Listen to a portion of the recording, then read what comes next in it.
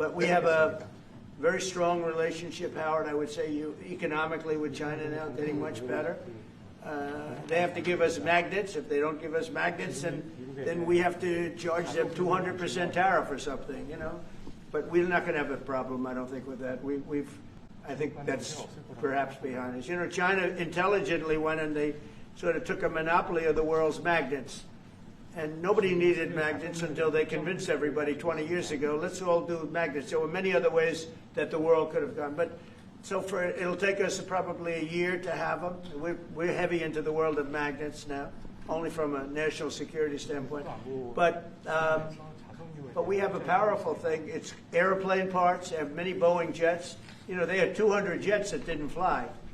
And I've sent them all, based on his word, I sent them all of the parts so their planes can fly. I could have held them back. I didn't do that because of the relationship I have. And their planes are now flying. You know, we had 200 of their planes were unable to fly because we were not giving them Boeing parts purposely, because they weren't giving us magnets. Therefore, we weren't giving them. But we have a much more powerful thing, that's tariffs. If we wanted to put 100%, 200% tariffs on, we wouldn't do any business with China. And, you know, that would be okay, too, if we had to. But the magnet situation, we have tremendous power over them, and they have some power over us with magnets. We're going to have a lot of magnets in a pretty short period of time. In fact, we'll have so many we won't know what to do with them. But you know the story. It's a very interesting history with magnets. And it really is because presidents, not being business people, they allowed that to happen. And they shouldn't have. But we have much more.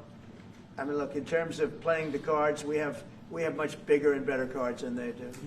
But with that being said, I think we have a great relationship. I spoke to President Xi fairly recently, and at some point, probably during this year or shortly thereafter, we'll go to China. And I think we're going to see a magnificent sight.